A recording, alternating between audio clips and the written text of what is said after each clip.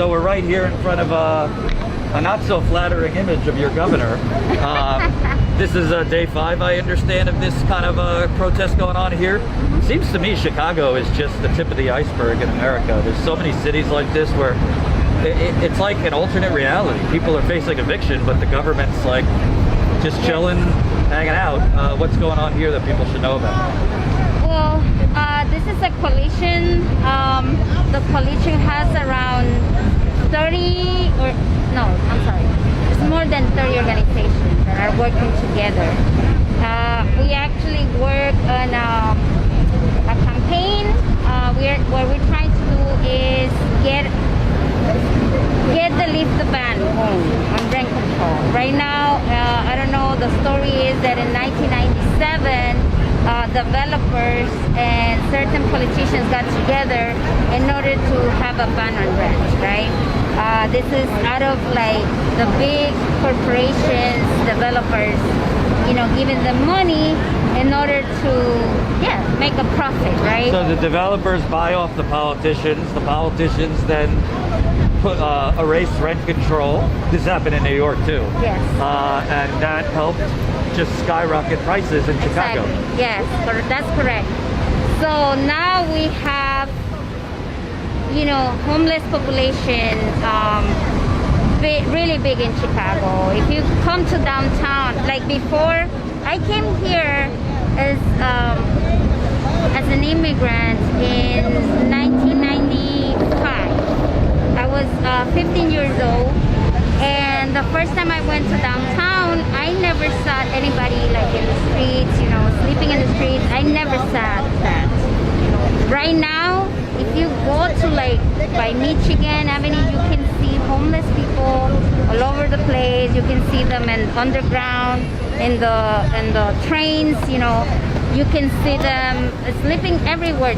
Actually, I live in the 25th ward of Chicago, and we have a whole encampment right there of homeless people. I believe that America, I came to America because this is supposedly the richest country of the world, right? I mean, if I wanted to see homelessness, I would stay in my country. I'm from Guatemala, by the way.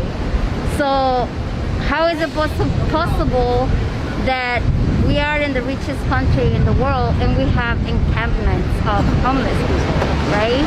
It doesn't make sense. So right now, we're in the middle of a pandemic. People are dying of COVID, especially like our black and brown community. Right now, those are the ones that are being hit the hardest because there's a lot of essential workers in that community. So right now, we have a lot of elderly people that are dying in our communities because, like, we have big families as well, you know, and it's like really hard if you have COVID, right? You cannot like get away from your family because you live right there, so you cannot isolate yourself. So you are, you know, getting everybody else sick, you know, and these homes. So on top of that, people have to worry about paying the rent, paying their mortgage, and right now it's like what is gonna happen right now after all this is over.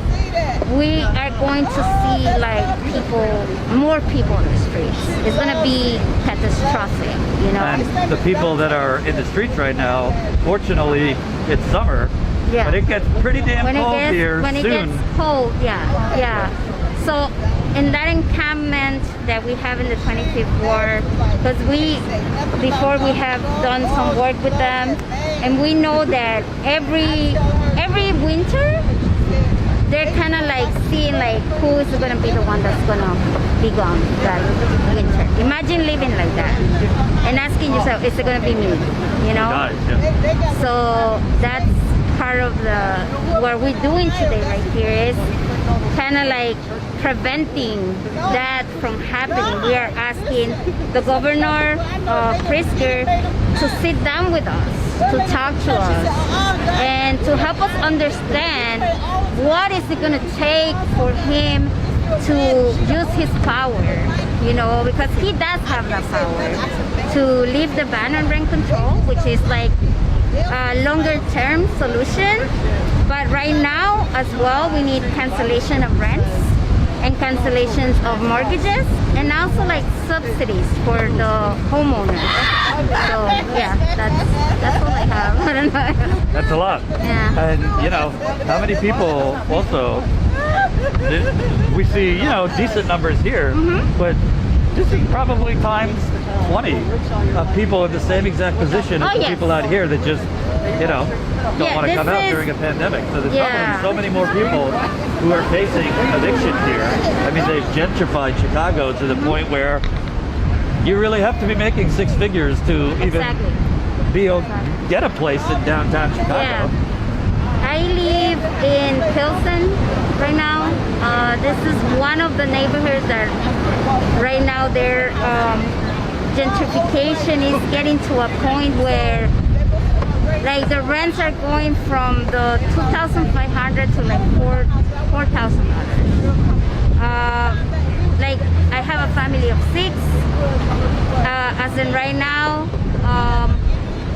my husband is the only one that is working, right? We live in a building that is, we have a little bit of help, you know, to pay for our rent.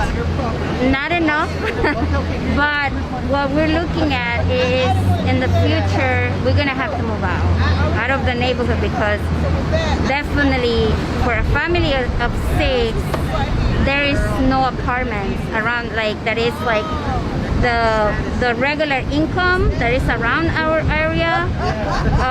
We're not gonna be able to pay for that anymore. So like we're looking at in the future, like we're not only fighting for other people, but we're also fighting here for ourselves, you know. Most of these families, most of these people that are here, I personally don't know them. I mean, I've been working with them for years, and I know all of them are not rich. You know, I know all of them don't have that type of money to pay for the rents or their mortgages. So this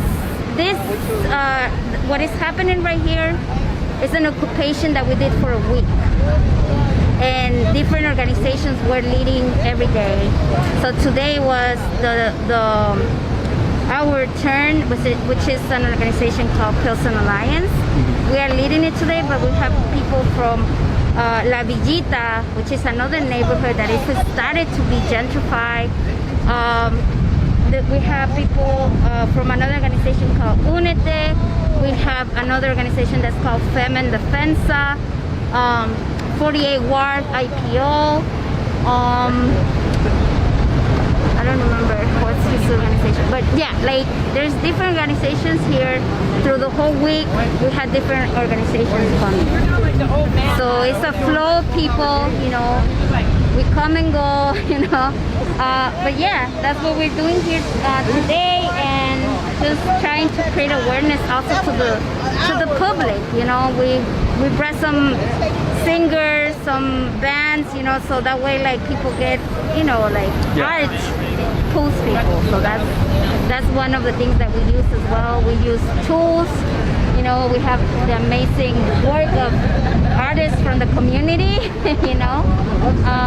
So yeah, we're trying to use all the different tools that we can in order to make people aware of the problem that we don't have in control. And there's an emergency that's not being treated that way. Exactly. Is what I'm hearing. Yeah. Are you hearing enough from the national government? I mean, obviously, it's not breaking news that Donald Trump is horrible. The Democrats had their convention this week. I didn't really hear. You hear about criticizing Trump on his leadership, but I didn't really hear much as far as their bold solution for the eviction, lack of health care. People lost the unemployment for weeks now. Yes. You hearing anything on that end? So not really. I mean, we have empowered one of the people that has a huge name here in Chicago, and we were thinking that once he was there, he was gonna advocate for our community. Chuy Garcia. Chuy Garcia, yeah. Yeah, Jesus Chuy Garcia.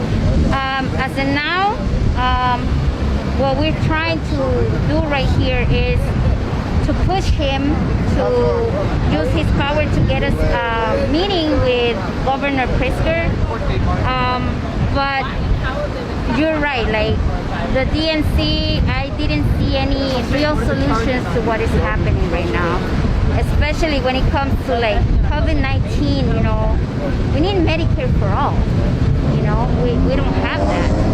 A lot of people are gonna have to be stuck, like the people who are not dying are gonna be stuck with bills, you know, because what I've been seeing is a lot of the people that get sick, afterwards they get a lot of secondary, you know, other things in the body, like their liver is affected, their heart, you know, there's a lot of other sicknesses that come with COVID. Yeah, I've read reports that people that had COVID were struggling with blood clots. Yes, yeah, that's true as well.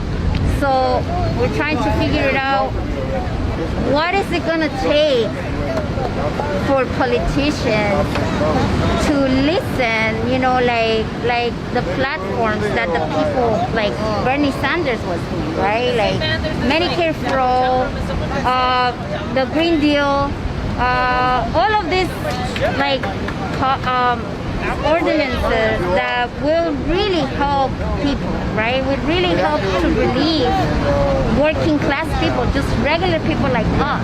Hope you enjoyed that last video. Hop on over to statuscoup.com where you can sign up for our email list and become a member for as low as $5 to $10 a month.